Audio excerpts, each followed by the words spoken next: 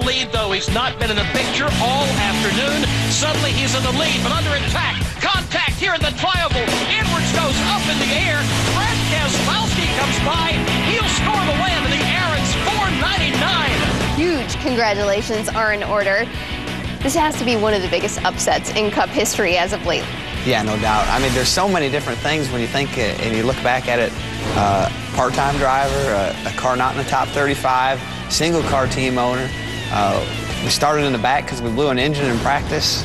I'd never even been to Talladega in a Cup car. I mean, there's so many different scenarios that were up against us, and to overcome them all and to win, it just it makes it very special. Dale Earnhardt Jr. gets into Brad Keselowski, turns him to the bottom of the racetrack. Wow, what a save by Brad Keselowski. Talk us through the time you got into Dale Jr. What were your thoughts at that time? I was a little upset, to be honest. I know Dale had a run on me.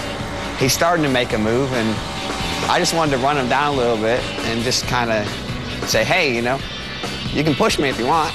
And he kept going, and before I knew it, we had hooked, and luckily he let me go, and otherwise he could have sent me spinning, and I was able to recover down on the apron and get back in the draft, and everything was good. But at the time, I was a little angry, but looking back at it now, I guess it worked out. Here they come. Look at the 99 and Brad Keselowski. Once again, there's that two-car draft. Now, 2 laps ago, Carl Edwards was 8th. You were running 9th. Where the heck did you guys come from? Because when you took that high line, you freight trained.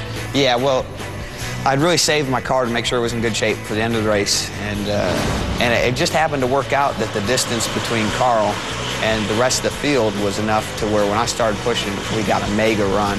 And when we caught those cars, we had such a run that they couldn't block us without wrecking themselves. And Dale and Ryan were not pushing each other as hard as Carl and I were, and we just had an extra lap of momentum. All right, the exact moment of when the wreck, the big one, started to happen. Were you looking in your mirror? Were you looking forward? What was your thought process?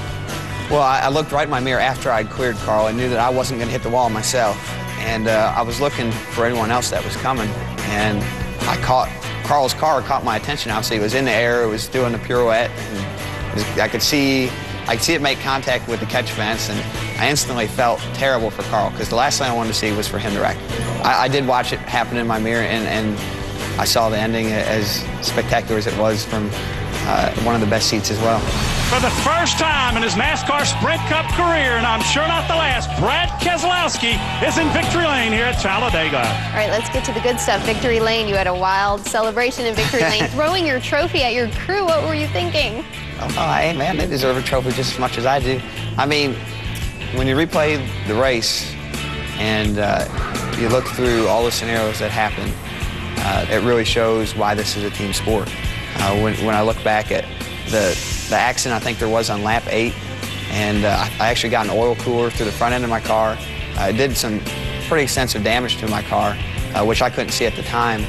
And the way that we were able to recover and get that fixed was huge for being there at the end. And, so it's a team sport, and they deserve it as much as anyone else. Way to go, man. And you know what? You're in the All-Star race. How about that, man? How about that? Are you going to race? I'm sure we're going to race. We haven't worked out the details of it yet, so we'll get it figured out, and I can't wait to do it.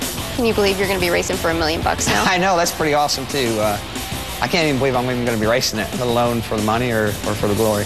All right, this is a part-time deal. What's going to happen here? I mean, do your races increase with James Finch and Phoenix Racing? I don't know. We haven't really. We're living in the moment. We haven't figured out the rest. At this time, the next race is New Hampshire, and that's really all I know at this moment.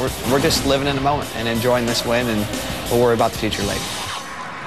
And team owner James Finch really enjoyed that victory. Well, I'll tell you, he almost missed it because race fans, he was back at the Talladega Airfield at the finish of the race watching the finish on a TV monitor. He had to jump back in his car and got a police escort to victory lane. Team owner James Finch was able to celebrate with his driver, Brad Keselowski. And what a victory celebration that was, Kenny Wallace.